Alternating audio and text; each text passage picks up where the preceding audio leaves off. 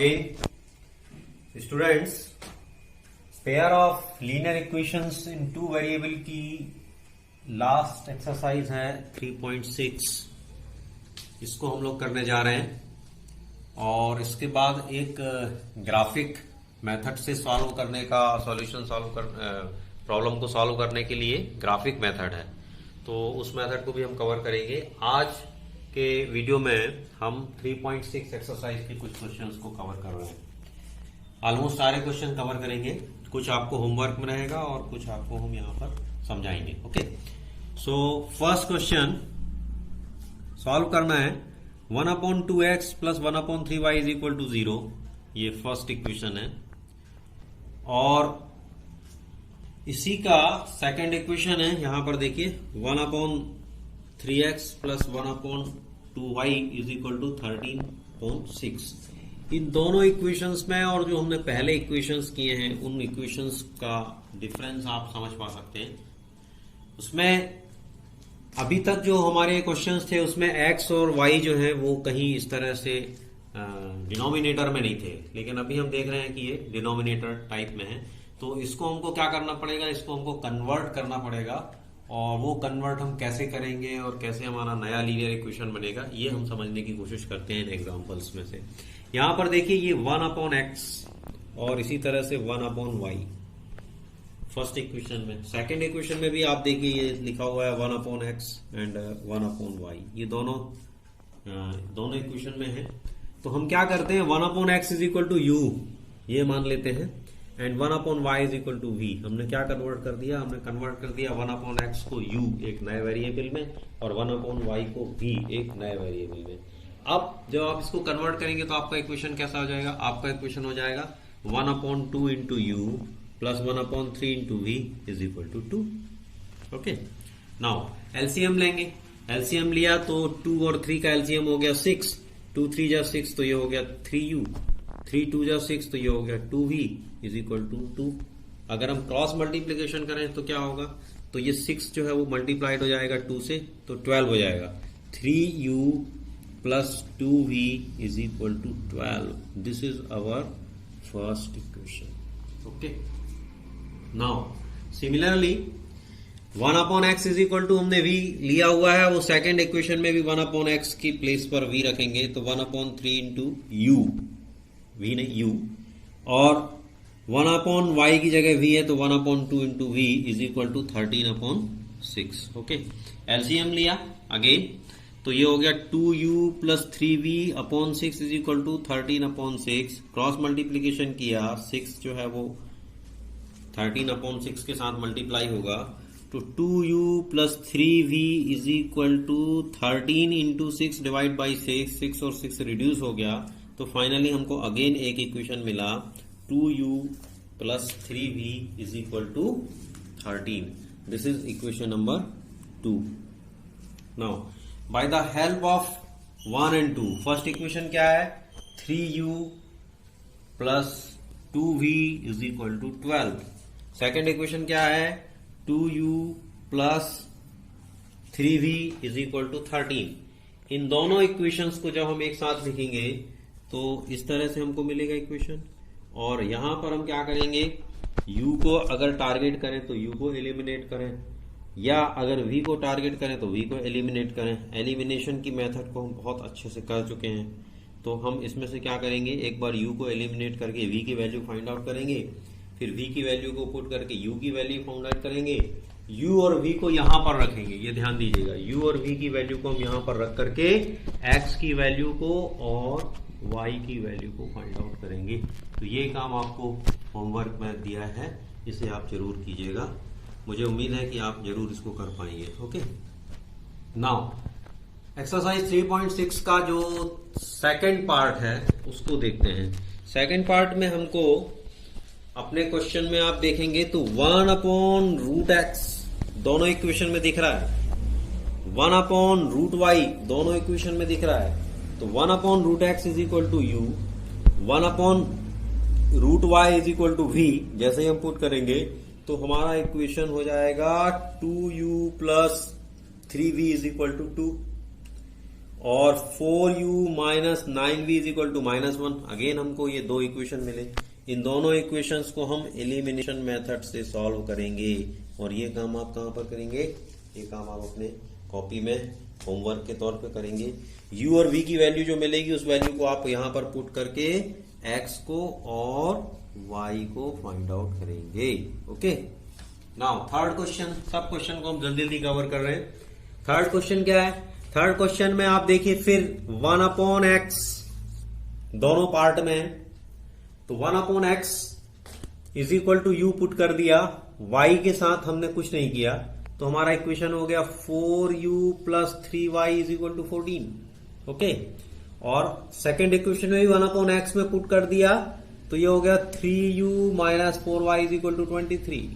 Now again हमको दो equations मिल गए, इन दोनों इक्वेशंस को हम एलिमिनेशन मेथड से सॉल्व करके u और y की वैल्यू को फाइंड आउट करेंगे, u की वैल्यू को यहां पर पुट करके x को फाइंड आउट करेंगे।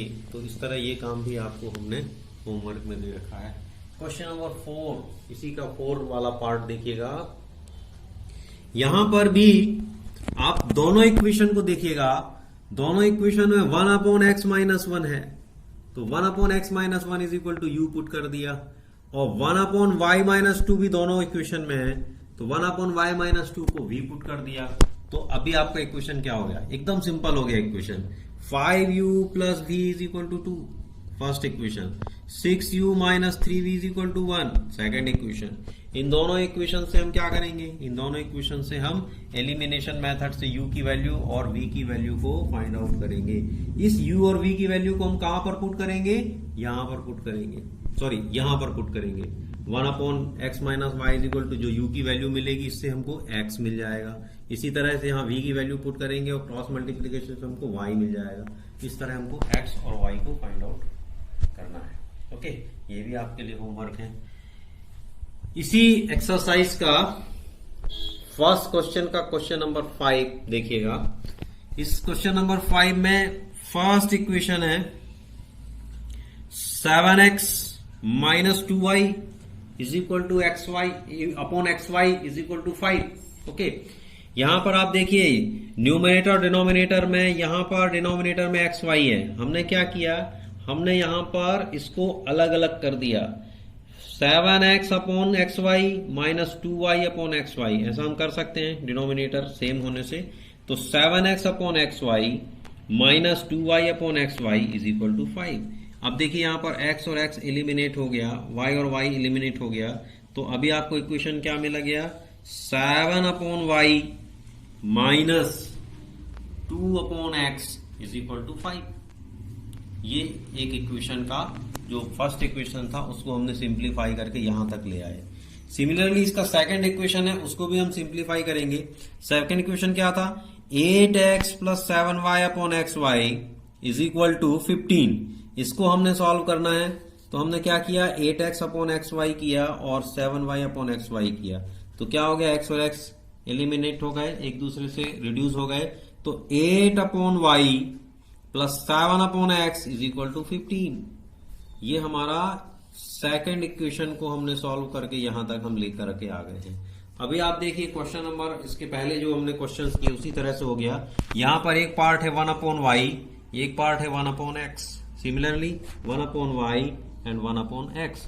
तो 1 upon x is equal to u, 1 upon y is equal to v put करेंगे, तो यही इक्वेशंस इस फॉर्म में कन्वर्ट हो जाएंगे। कौन से फॉर्म में, minus 2u plus 7v is equal to 5, 7u plus 8v is equal to 15।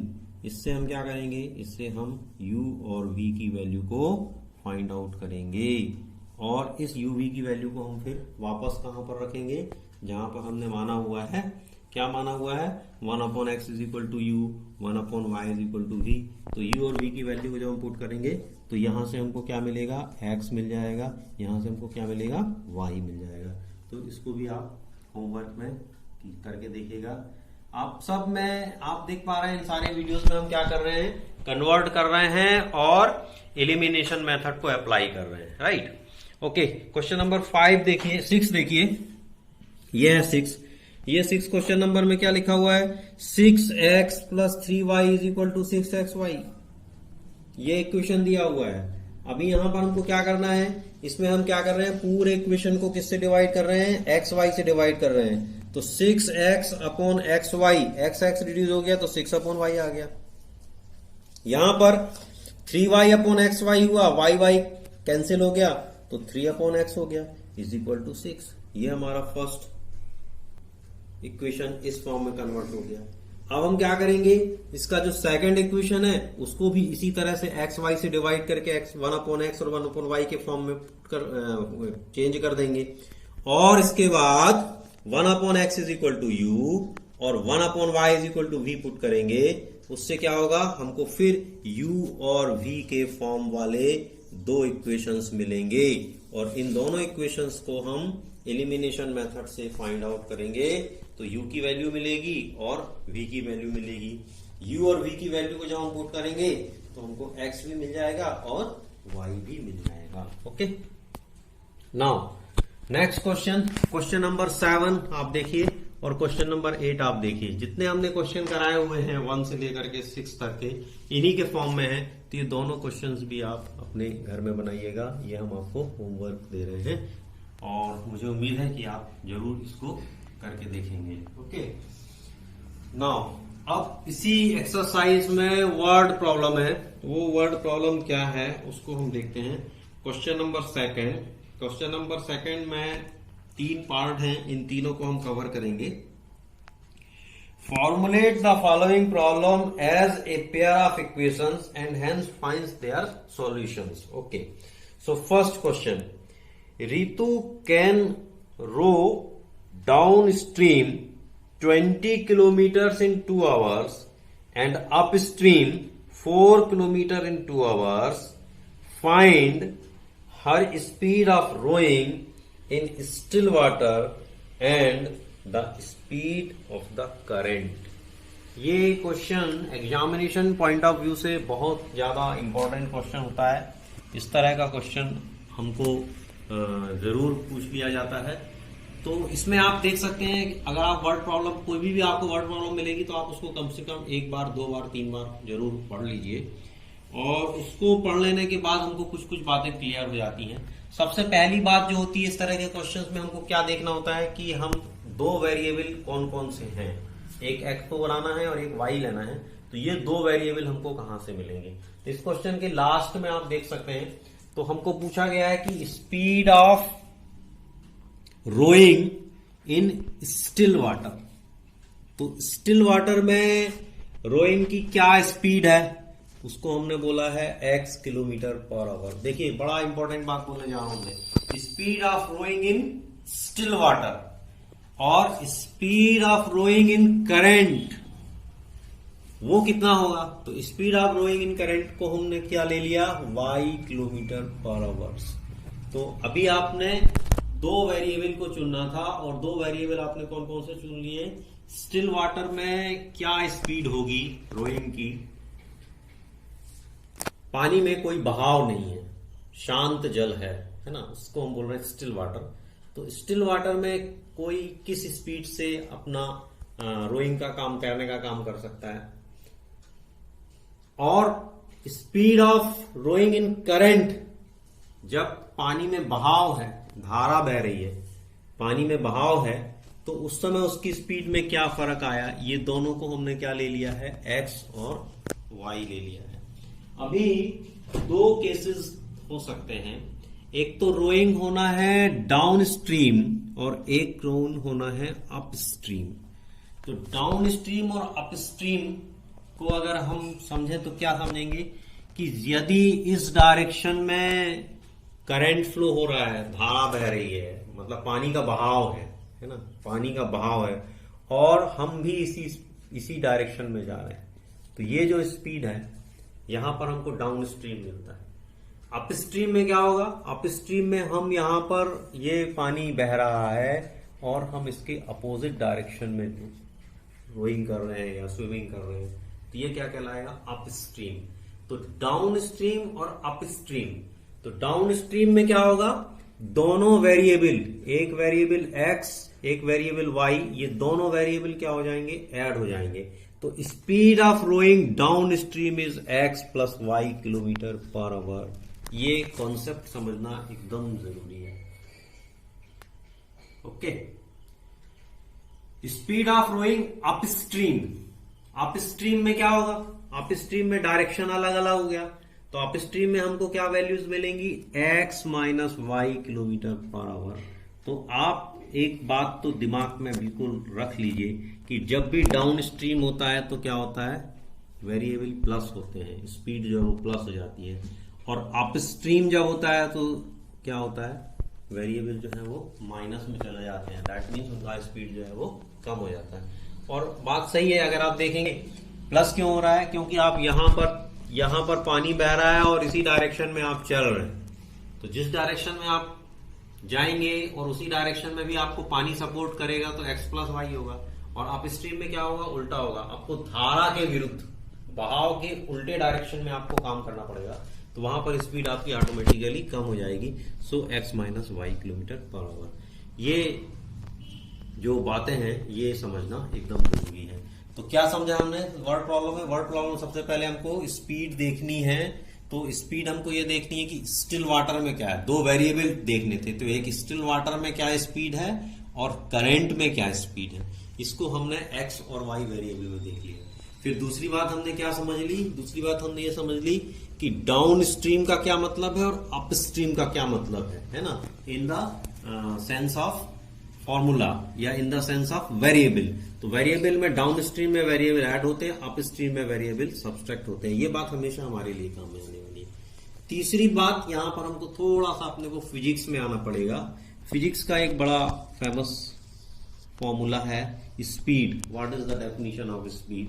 तो distance divide by time is equal to speed. So what is time?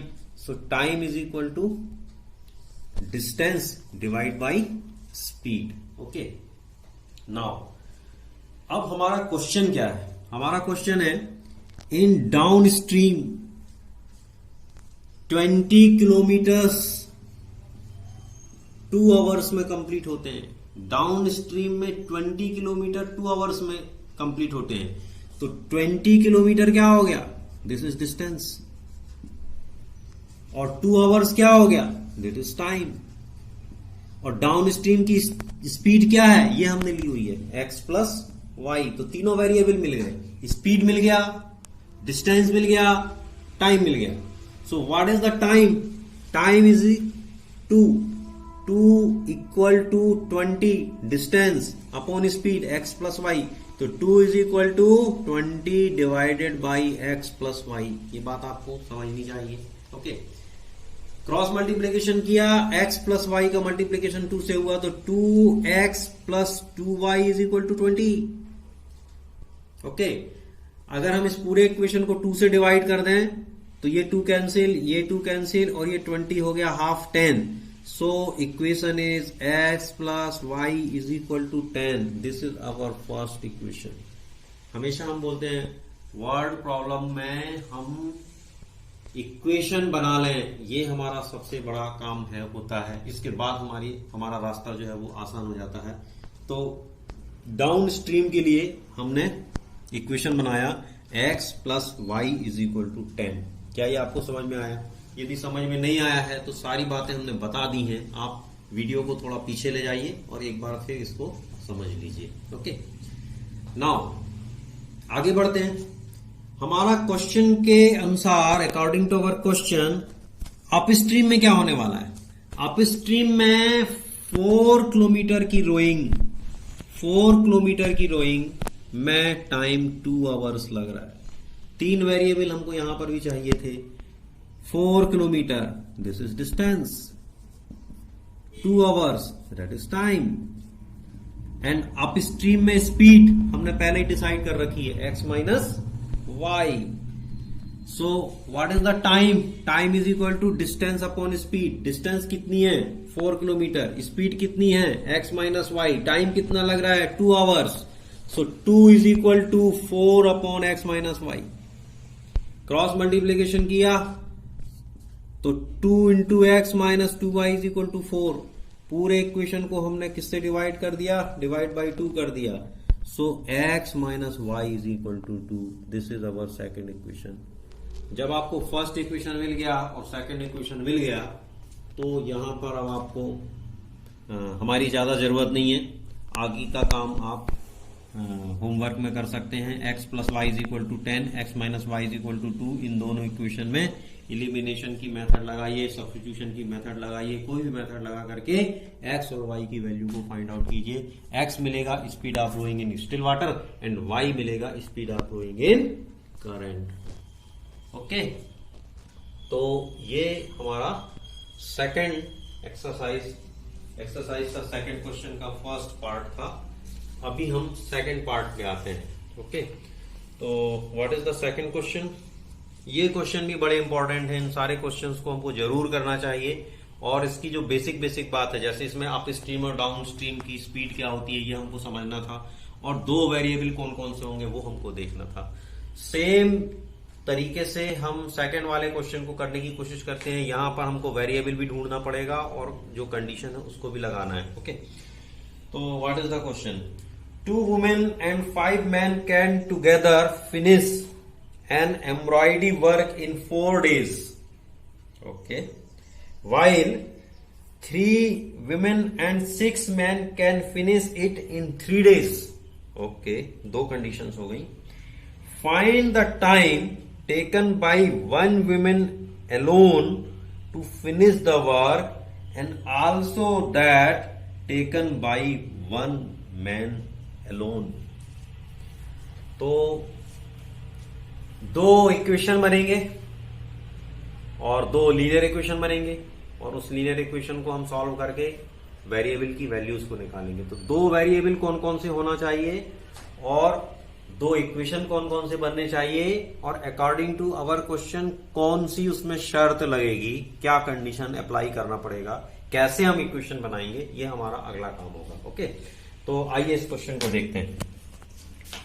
Time taken by first women to finish the embroidery work. Embroidery work एक ladies, एक महिला को, एक women को करने में कितना वक्त लगता है, x days. This is our first equation. देखिए, पहली कोशिश तो हमारी क्या है, जब हम वर्ड प्रॉब्लम में हम ये जानने की कोशिश करते हैं कि वो कौन से दो वेरिएबल हैं जिन्हें हमको ढूंढना है। तो फर्स्ट वेरिएबल क्या मिल गया, एक विमेन के द्वारा एम्ब्रॉयडरी वर्क कितने दिन में होता है, सपोज x डेज में होता है। सिमिलरली सेकंड वेरिएबल क्या मिलेगा, गैस कीजिए।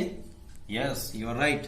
एक, अब हमने क्या कर लिया, एक man, time taken by 1 man to finish the embroidery work is equal to y days. तो हमने सबसे पहले क्या करना है, हमको वेरिएबल ढूंढ लेना है। तो फर्स्ट वेरिएबल इज x, वो x क्या है, time taken by first women, 1 women. और what is y, y is the time taken by 1 man. Okay, अब यहां पर हमको वर्क को कन्वर्ट करना है। तो 1 women's 1 days work is 1/x। देखिए, ये चीज जो है इस तरह के क्वेश्चंस को सॉल्व करते समय हमेशा ध्यान में रखनी पड़ेगी।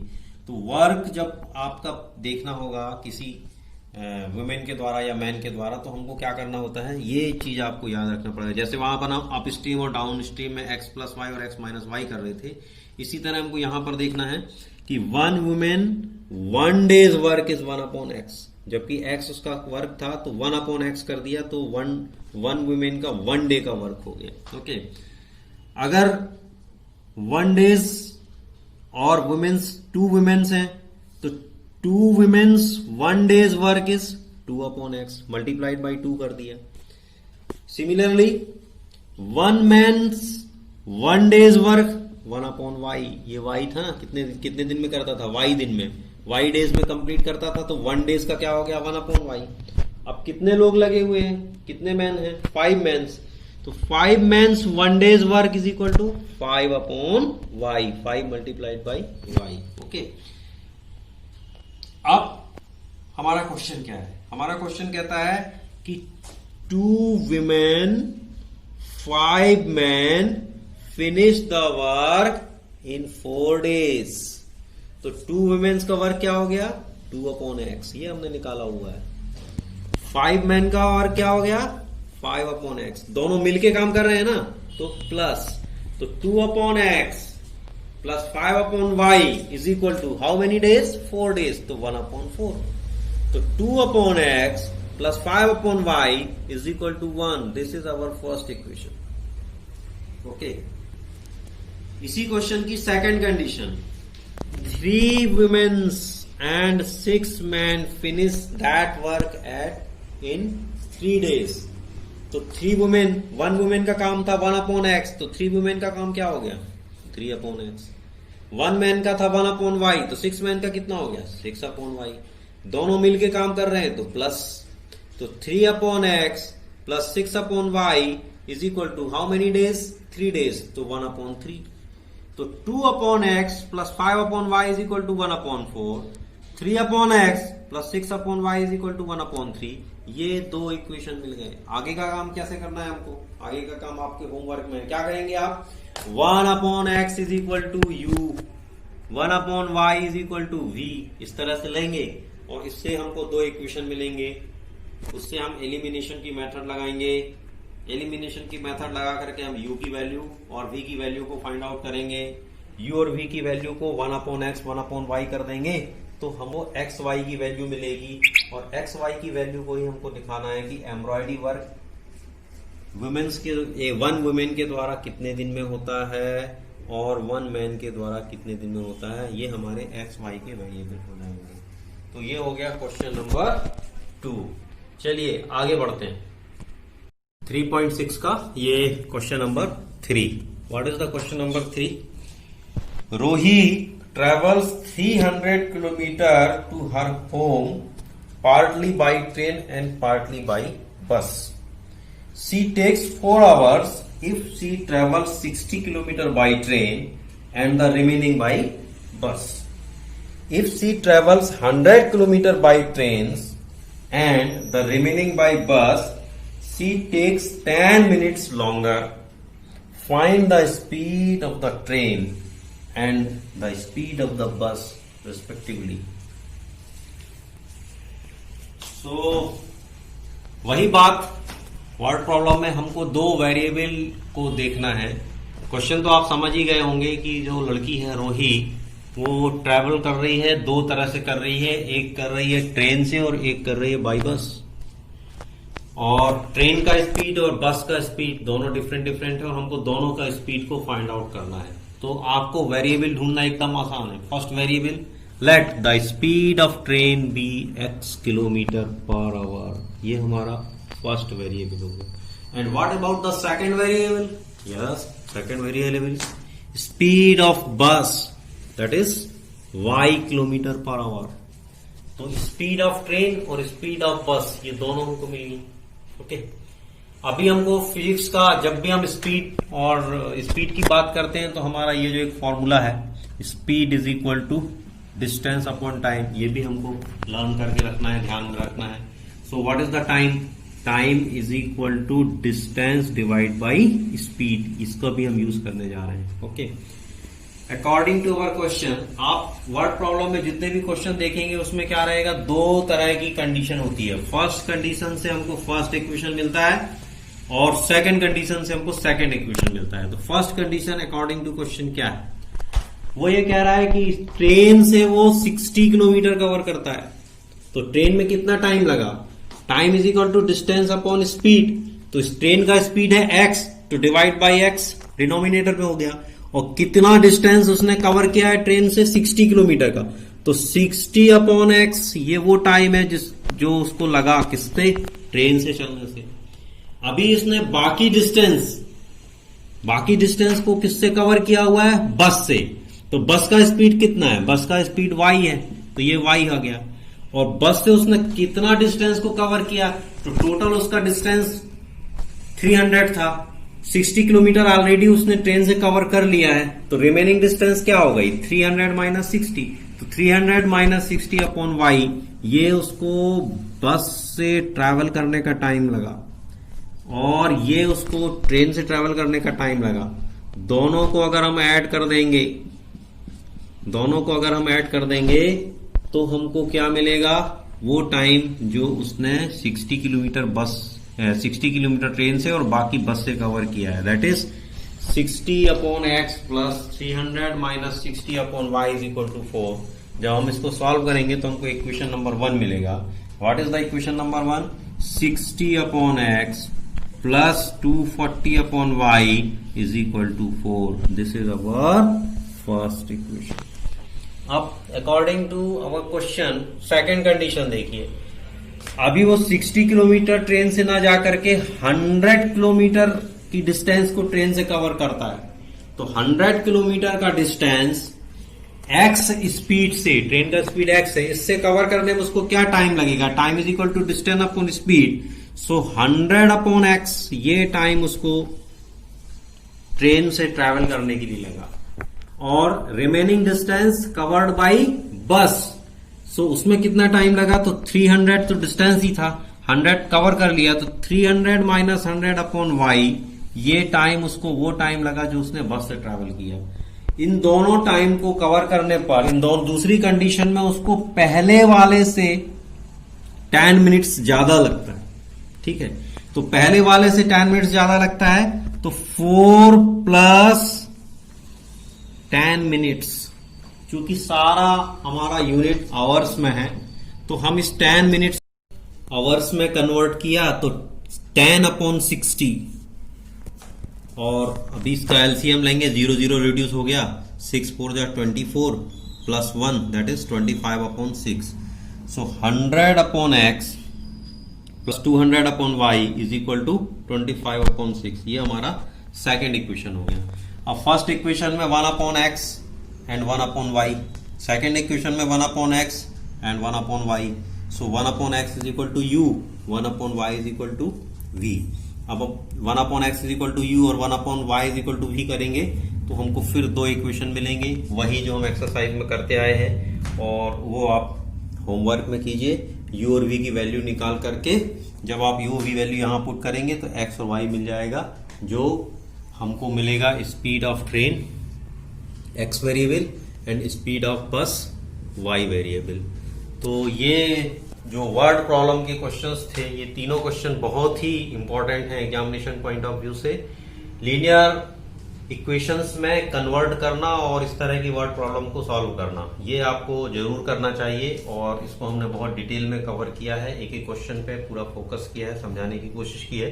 मुझे उम्मीद है कि ये आपको समझ में आया होगा और आप इस तरह के क्वेश्चंस भी और आगे की वीडियोस में देखेंगे और हम उसको करेंगे।